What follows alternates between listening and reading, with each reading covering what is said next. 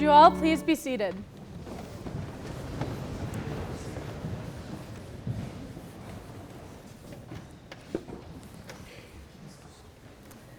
Good morning. I've been looking forward to my chapel speech since grade 7, and I have to say, I definitely hoped I wouldn't have to use the stool by now. Anyways, the theme of this year has been superheroes and their superpowers, and finding your own superpower. Or in other words, finding your strengths.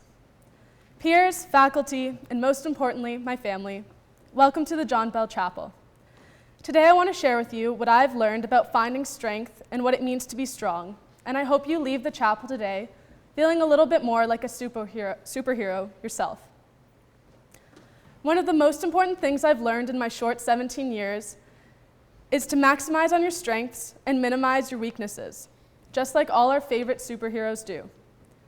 This lesson really stuck with me after one particular field hockey game earlier this year.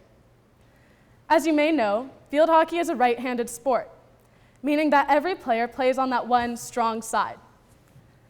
Now, if you're running up the field and your right side lines up with your opponent's right side, you end up in a stick tackle for the ball, and more often than not, you'll lose it.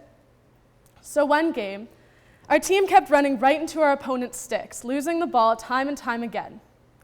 Then came Coach Krillman's golden words that have stuck with me since. She told us this: find your own yard to play in. The field is 100 yards long and 60 yards wide, and you don't need to be playing in someone else's yard. Find your own yard. Now, just think about what she said. Find your own yard. What she meant was stop running into the other player's strong side, but to me, it meant so much more. It's simple, yet genius. It's precisely what we've been told all year about finding our superpower and more. The analogy applies directly to life, and over this year, finding your own yard has grown to mean so much to me. It means maximizing strengths and minimizing weaknesses. It means not always taking the short, direct path to the net, but sometimes taking the longer, winding one. It means knowing where your teammates are along the way, because you can never do it alone. And most importantly, finding your own yard means recognizing that you're sharing the field with a lot of other players, a lot of obstacles, and the word find itself implies that you're going to have to work to get there. As grade 12 students, we have found our own yards in many different ways. We play the sports that we enjoy, we take the subjects we excel in, even if it took a while to figure it out. For me, finding my passion for singing and musical theater wasn't exactly a walk in the park. I was denied countless solos in my earlier school days, and I was even told that I couldn't sing and that I shouldn't even try. But that all seems trivial now. As we come closer and closer to graduation, it seems like we're only a few steps or a few yards away from our first goal. But I'd be lying if I said it's been easy to get here. What about when we fall along the way? When we experience failure or disappointment? When we face adversity? What happens when we lose the figurative ball? I found this happens a lot in life, especially at Appleby. And if you've never stumbled during your years here, well, you're probably not doing enough. What I've found about facing challenges is that they make us feel small. It could be anything from a really hard test to losing someone who's really close to you. We're made to feel defeated and weak. And at least for me, I think if I was stronger and if I had my stuff together, I wouldn't be facing these problems in the first place. Like if I was a math student, I wouldn't be stressed about a calc test. If I was more organized, I wouldn't have so many projects due. And if I was emotionally stronger, I wouldn't be upset by that argument. It's like that moment in the game when you lose the ball and you think to yourself, if I were a better player, that wouldn't have happened. Or if I was in better shape, I could have run faster. But I've learned this is not the case. No, all of these losses, these are simply the first signs of your strength. Because what do you do when you lose the ball? You keep playing, you run a little harder, and you chase after it. And there's nothing weak about that.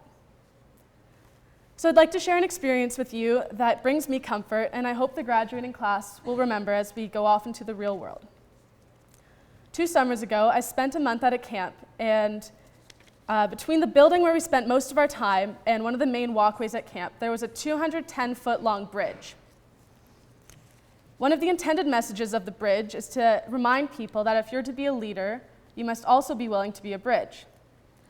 But the lesson that I gleaned that summer had a much bigger and longer-lasting impact than I could have imagined.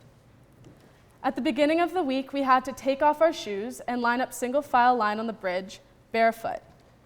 Now that doesn't seem like a big deal, except that the bridge was a metal grated bridge, and shortly after taking our place, our feet began to hurt a lot. If you've never stood barefoot on metal grate, it's similar to standing barefoot on gravel. Very painful. We also had to keep our arms raised above our head, which, as you must know, gets uncomfortable quite quickly.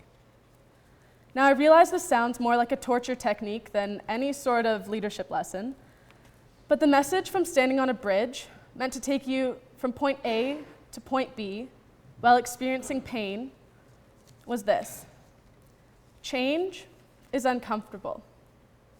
It was a pretty painful way of demonstrating to us the simple truth that change, challenges, adversity, we all face it, and it's all very, very uncomfortable. So what does this have to do with strength? I was saying earlier how challenges in life make us feel weak and defeated, just like the bridge hurts your feet. So here's my message to you.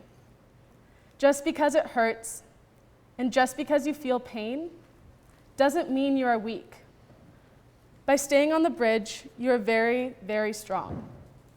So fellow graduates, if your feet are sore like mine are, just remember that we're only 24 days away from reaching the other side of the Appleby Bridge. And speaking of only 24 days left, it's hard to believe that means only 3 short weeks left with you guys. With graduation right around the corner, I want to express how blessed I feel to have spent my Appleby career with such an incredible, strong group of individuals. So if you're not quite convinced that you are truly strong, I'd like to share a story to tell you that you were strong before you even knew it, and that we're really lucky to be with each other. So back at that camp I told you about, one of the leaders came in to share an important message, and I won't explicitly explain why, but he had us stand like this. And then he told us that you're all winners. So we're standing like this, and he told us we're winners. He said, 17 years ago, or 18, or however old you are, your parents had a glass of wine, spent the night together, and you won the biggest race of your life.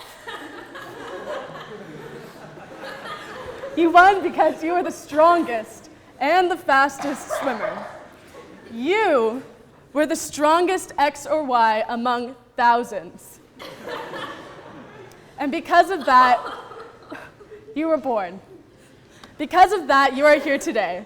So congratulations, everyone. You are all winners. Turn to the person next to you, give them a high five or something, because, yeah.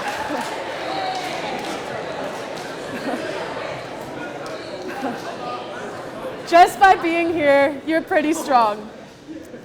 So ladies and gentlemen, as you leave the chapel today, just remember that everyone around you is finding their own yard. They're standing barefoot on a bridge of their own, and that everyone around you, including yourself, is a winner. Would you please stand and sing hymn 352? Thanks. Thanks.